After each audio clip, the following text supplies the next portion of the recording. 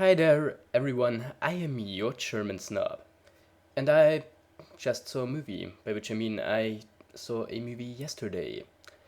A sad movie, obviously being Man of Steel.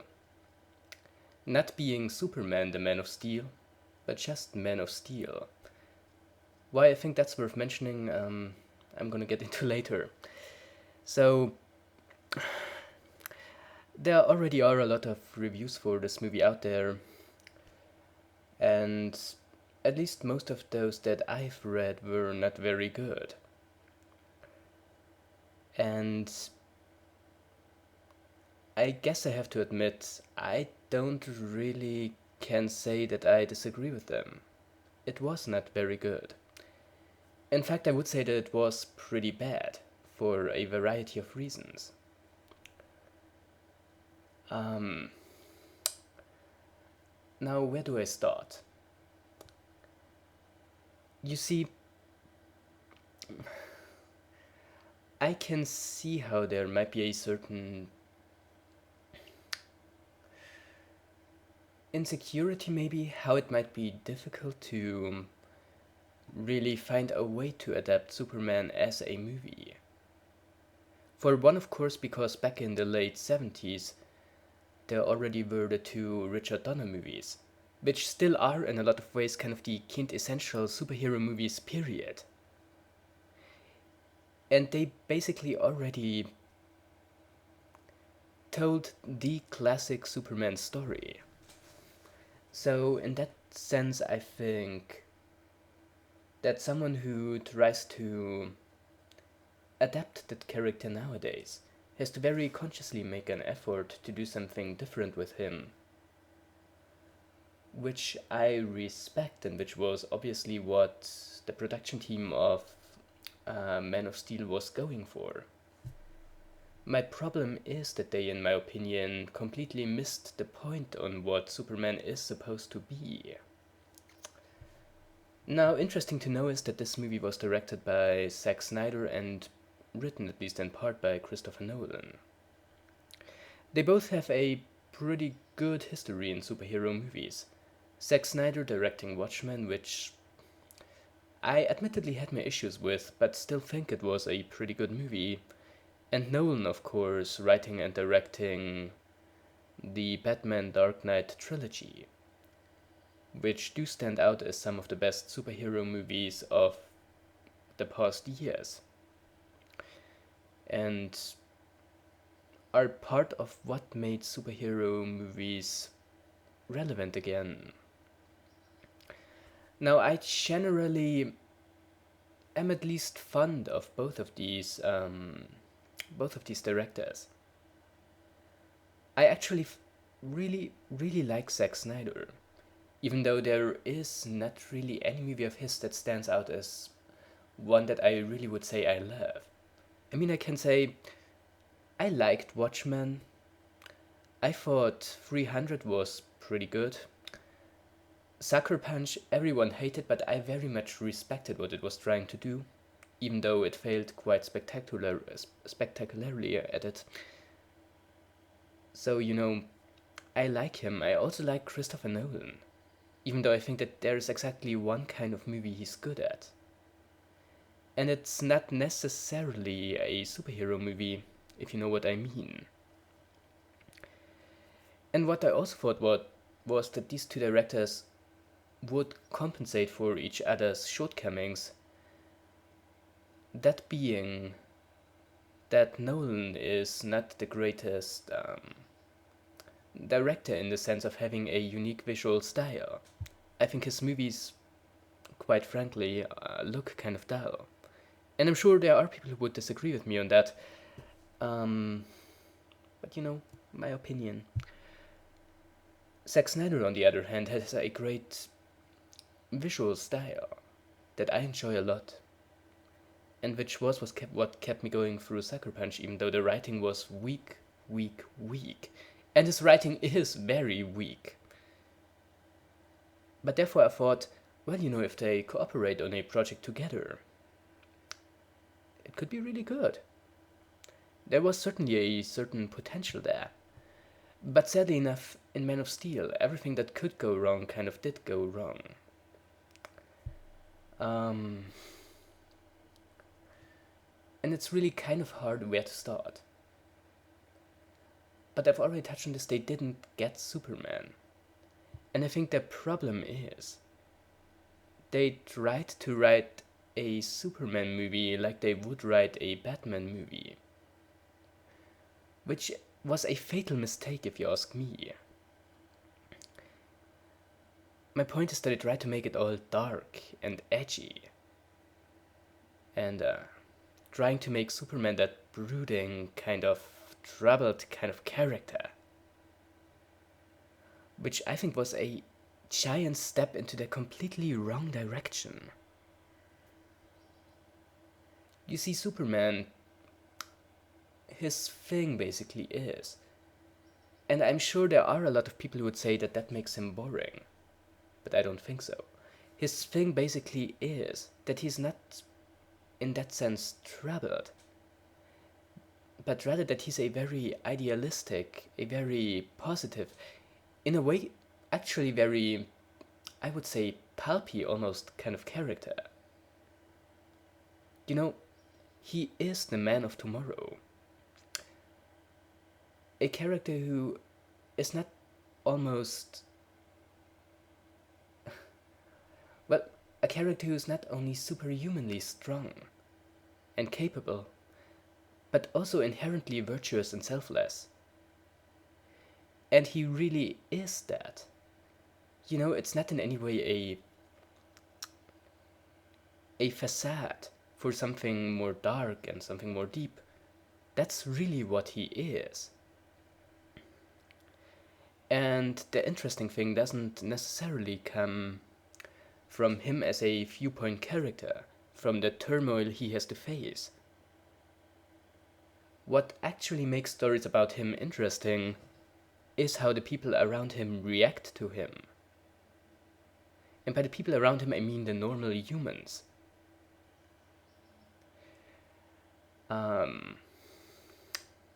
Know what I mean? Like he's that almost... And actually that's kind of... The movie actually kind of made a point of that without ever actually going into that. He's that almost messianic kind of character. And once again, what makes it interesting is how Earth, how humans react to him. How they actually feel threatened to him, how it inspires not only admiration, but maybe also maybe a sort of hate, a sort of jealousy in them. And that's at least the approach I would take if I was to make a Superman movie. And I guess that's kind of my point. If you want to make a good Superman movie, I think it should be as little about Superman as possible. And I know that's kind of a bad point. But I think the impact he has on the world would be so much more interesting than the troubles he personally has to face. Especially since, once again, that movie about Superman having to fight off a threat to planet Earth has been done back in the 70s with Richard Donner's Superman.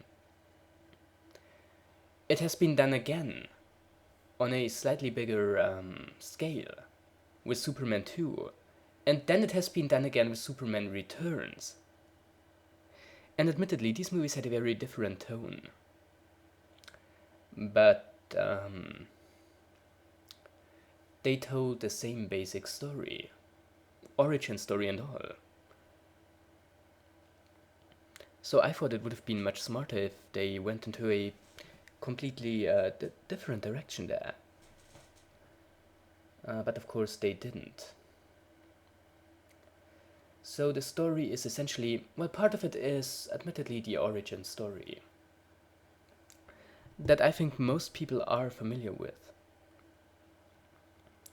It might actually be one of the most famous origin stories of all time. That is that Superman is the last of his kind, of the last like inhabitant of the planet Krypton, who as a baby got sent to Earth before the planet just kind of exploded or something. Well, in this movie it was like that they tried to mine resources from the core of their planet, which made it collapse or something. It was never really in depth explained. And at the same time, like the biggest commander of the Kryptonian military tried to overthrow the government and tried to, or rather wanted to conquer a different planet for their kind to live on, which is kind of all there is to the antagonist of this movie. But I'm getting into that later. So yeah, and they sent the like last son of one of their scientists down to Earth. We all know that story, which is one of the reasons why I don't think it should have been as fleshed out as it was. But it kind of was.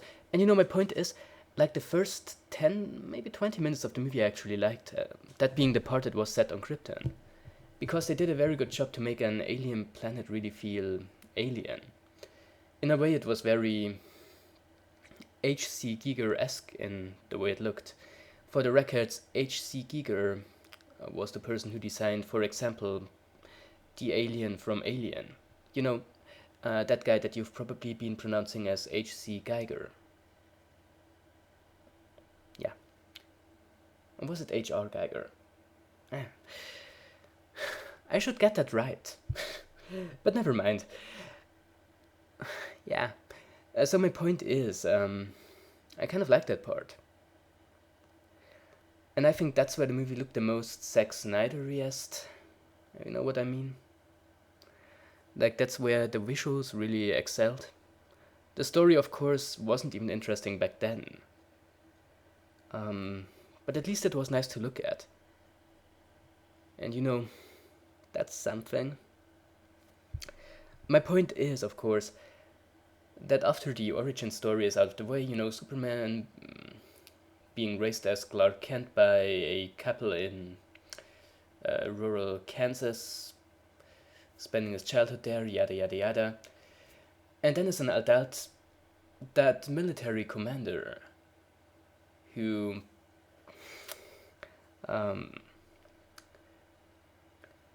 wants his kind to live on is coming to conquer Earth.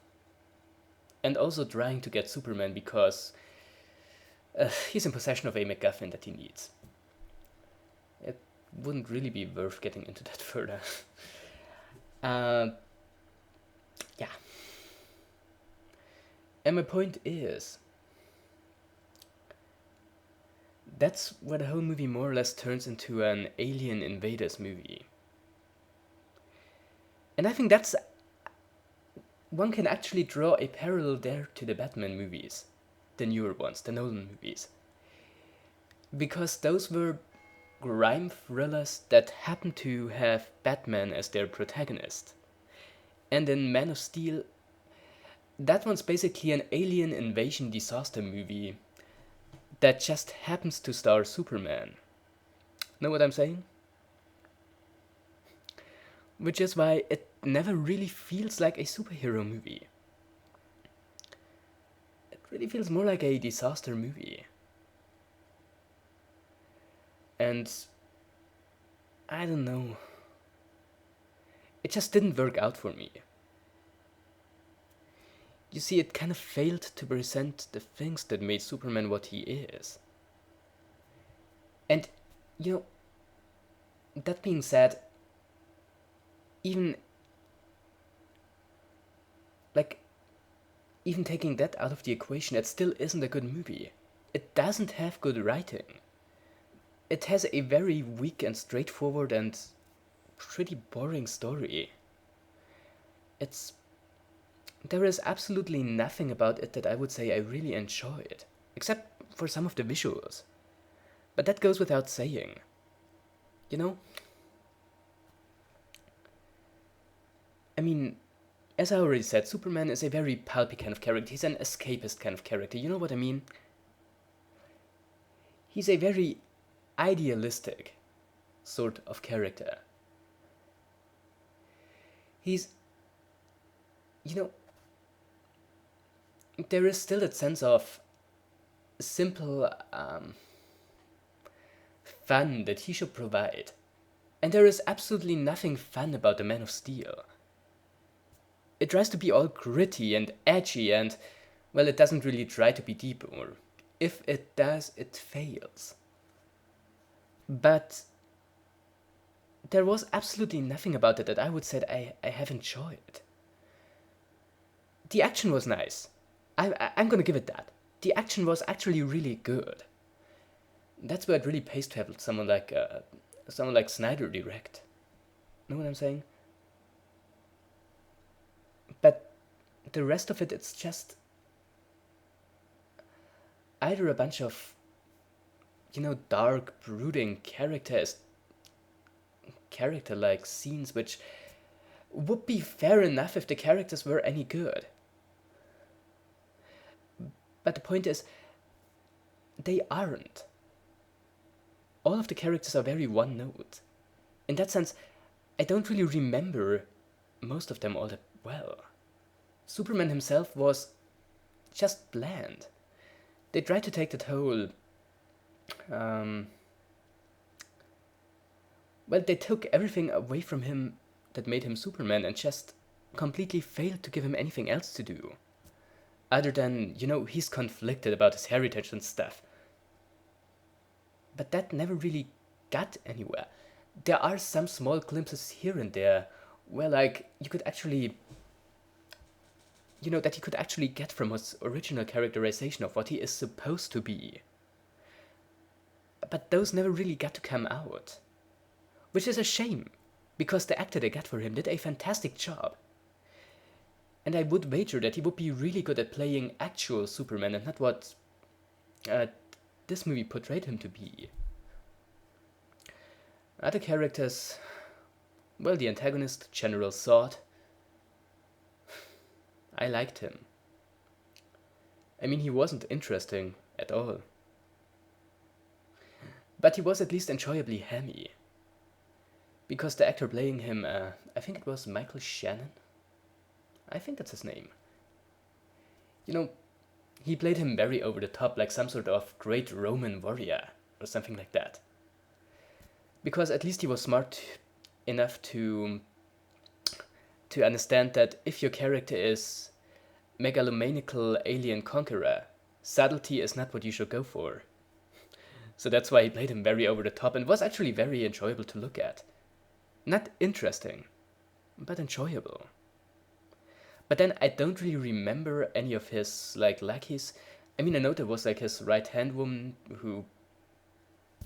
I have no idea what her deal was or why she was even in that movie. There was essentially no... There were some action scenes with her, but there was no characterization to her. There was, of course, Lois Lane as the love interest in that movie, which was so stupid, really.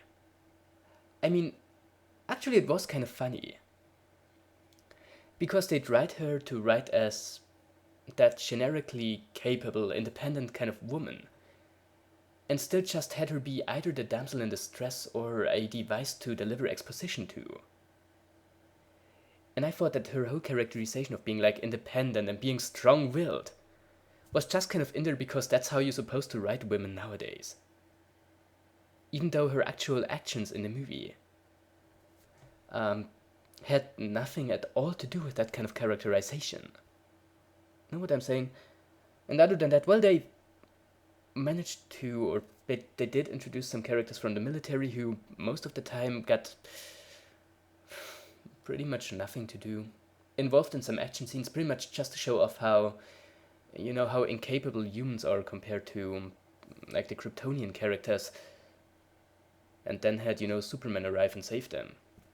Which kind of made me wonder of why they were here in the first place. Oh, I don't know.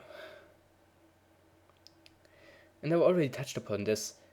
What else is funny about this movie in a completely unintentional way is how they go out of their way to never once call him Superman. Or actually, yes, they did once call him Superman, and once tried to, but then it got cut off. But other than that, no. They deliberately tried to avoid calling him Superman. It was either his, well, it was always one of his two given names, that being Clark Kent or Yor-El. Know what I'm saying? Because apparently the name Superman is too immature.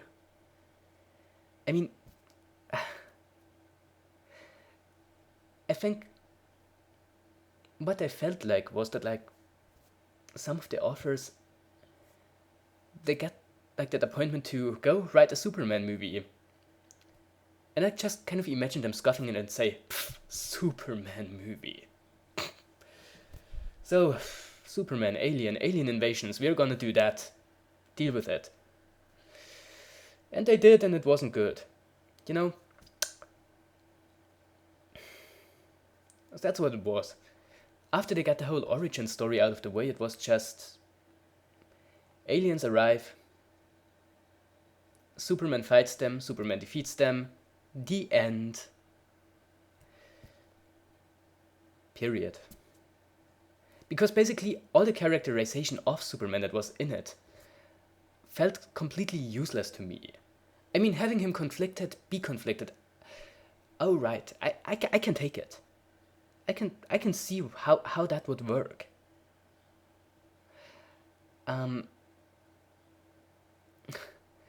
But then actually make that sort of conflict, make that the focus of the story. And don't just have it there, while otherwise just concentrating on your alien invaders thing. You know? And I really wish there was more to say about it. Once again, the action in this was really good. Over the top as hell. But really good. Like the climax, it looked fantastic. All of the climactic fight scenes. Though it had arguably it had more collateral damage than the Avengers had, which was arguably a movie on a much bigger scale. You know, basically they wrecked they wrecked the complete town, all of the town that Superman grew up in, Smallville. They wrecked half of Metropolis. The collateral damage in this was insane. I thought, usually, Superman is the one supposed to save people, not to destroy the property. And I can kind of take how it was necessary to stop the bigger threat, but I don't know, it was so over the top. And that in and itself is not my problem. I could have accepted it kind of over the top, everything gets wrecked kind of action. If the movie didn't try to take itself so seriously. If it didn't try to be so gritty and so realistic and so dramatic, while actually having no idea how to write actual drama. It was... I guess my point is, and I think you've gotten that by now, this was a terrible movie. And my point is, I don't think I would recommend it to anyone. Because I'm pretty sure that in 20 years, this is exactly the kind of movie we will look back on and think of in the same way that nowadays we think of well, I wanted to say Flash Gordon, but that one at least has a certain sense of humor about itself. I don't know, but once we are far enough to recognize, once the effects will look outdated, we will realize how bad everything else was. And in some ways, it's almost humorously bad. just in how seriously it tries to take something that is actually really stupid. How, actually, I would go as far to say as how pretentious it is. And I know very well that director Zack Snyder is not new to pretension. Once again, I've seen Sucker Punch. Once again, I'm one of the few people, well, kind of few people who are willing to defend Sucker Punch for what it is.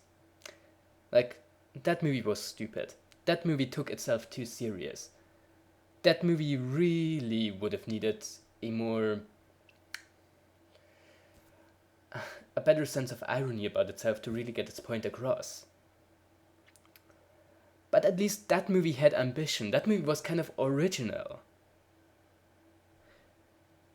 It was the kind of experiment that might have failed, but at least you could say, it didn't work out, but I'm glad it exists. And I am glad it exists. I've enjoyed it. I haven't enjoyed Man of Steel. It tells a story I've already seen in a way that is so much worse. It's kind of a train wreck. And I would possibly recommend it to someone who can genuinely enjoy a bad movie for being bad, and who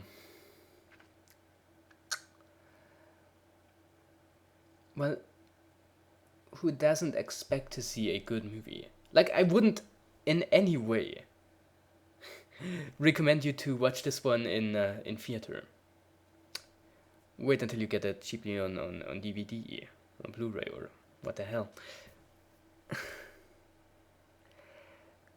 Because at some points it's almost funny in how bad it is. But you probably won't enjoy it. And you probably shouldn't watch it. Because for the most part, it's not really even enjoyably bad. It's just bad. So, I guess that's my opinion on Man of Steel. Anything else I want to talk about? Not really. I don't think there is any more to say about it. So, that's my opinion. Go and make your own. And I am your German snob. And I'll be seeing you. And until then, goodbye.